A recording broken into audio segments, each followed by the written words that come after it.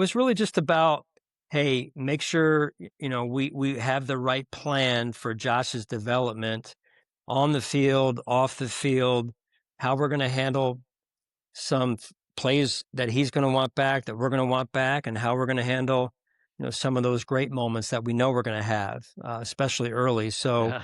all that, as you know, is what really leads to the development of a player, in particular a quarterback. That position is, there's none like it in professional sports, especially the NFL. They have so much on their plate, so much on their shoulders, and Josh obviously has gone on to great things, and he's going to be one of the best to have ever played the position. And listen, I'm just proud to have been a part of it, and it's been a true honor. Well, a huge part of it. Well, were there any breakthrough moments for him? Well documented. He completed 52% of his passes his first year, and he did some stuff where he changed his motion and improved his accuracy, and he's just grown before our eyes since then. But was there any inflection point for you where you said, "Boom, he's really starting to understand how to play quarterback at this level"? Well, it takes some time, as you know, Jason, and having played it yourself and coached it and been a head coach, it takes some time. You got to go against some of these intricate defenses and some of these great defensive play callers that are out there, and take some scars, and I took some, and he's taken some, but to watch him, I don't think there was just necessarily one game, but the game I guess I would say might be playoff game against the Patriots, wild card game. We're at home. It's extremely cold, and I think we scored on just about every drive. And I think that's still a record possibly out there. Don't quote me on that. But Josh was really dialed in that week. He's always dialed in, but in particular that week. And we had already obviously played New England twice that year. It's hard to face a team 3 times and beat them. And so, it was just one of those games that Josh was on fire. It went our way defensively and offensively. And, you can't script one of those games, but they come up from time to time. You just hope you're on the winning end of those. Yeah, I just thought you did such a remarkable job there. And, I always think about the context of when a coach takes over, and there's great history and tradition in Buffalo, like we talked about, but there was that drought.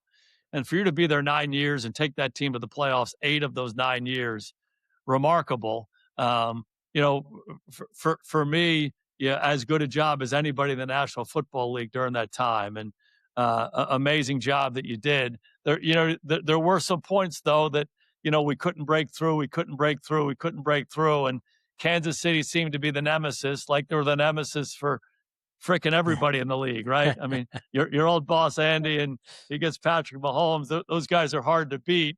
The one, I don't want to bring up a bad memory for you, but the game when you guys go ahead and there's 13 seconds and all of that. Any thoughts on that experience leading up to it, what you learned from it, and how you guys grew from that adversity? Yeah. Obviously a moment in my career as a head coach and in our journey in Buffalo that people will remember, and those are situations and the way they were handled, and you always learn from those situations, and you lead through them, you lead your team through them, and that's what we did. And you come back and you say, hey, we got right back at it again the next year, and made the playoffs again for the next, I don't know, would have been 5 years or something like that, 4 years, what have you. And, the game comes down to every game in the NFL, it seems like, especially playoff games, and especially against a great Hall of Fame coach like Andy and a future Hall of Fame quarterback like Mahomes, that it's going to be, in the margins. It's going to come down to the final seconds, and it's a game of inches. And sometimes it goes your way, other times it doesn't. But I can promise you, I learned from that situation, and we learned as a staff from that situation as well. Yeah. I had the opportunity to visit with Mariano Rivera many years ago once, and, the greatest relief pitcher of all time. And I asked him, I said, for the last 17 years, you never go into the game in the second inning, right? You go into the game when the game is on the line, and you might throw a handful of pitches, and it's going to determine the outcome. And that's your job. And so, like you said, the game's on the margins, particularly as you get close. I mean, you're in the AFC Championship game again and again, divisional round of the playoffs. I mean, those are the Right. best of the best going against each other. And how do you train your team for those moments? Is it a matter of going through the situations? Is it talking to them about it? How do you train them and learn from the different experiences you've been in?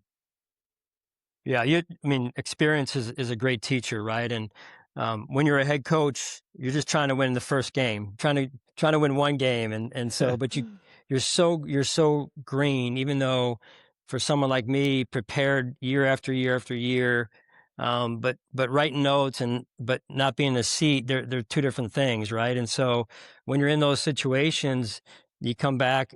I do at least, and you follow up on taking notes and you learn from other people's situations or mistakes. And around the league, you're always studying the league, always studying yourself, always trying to improve our process. And I'm a very process driven person and decision maker and planner for that matter. So we always try to have the best plan going into in terms of schedule, in terms of how we handle situational football and educating our team on um, our standard and what we expected on a daily basis, and all those things that lead to putting your team into those moments. And getting there is one thing, and then being in those moments and executing is another. And so, whatever situations would come up the year prior, whether we had success with them or didn't, we were always trying to review those and do those on the practice field, but also in the meeting rooms. Um, because again, for just me to know how we want to handle those situations, that's not enough. Your Right. players need to know it. Your coaches need to know it. Your game management people need to know it. So we're on the same page. And that collaboration is critical in the off hours where, hey, you're not actually playing the game, but you're getting on the same page. And as they call, you're building that alignment.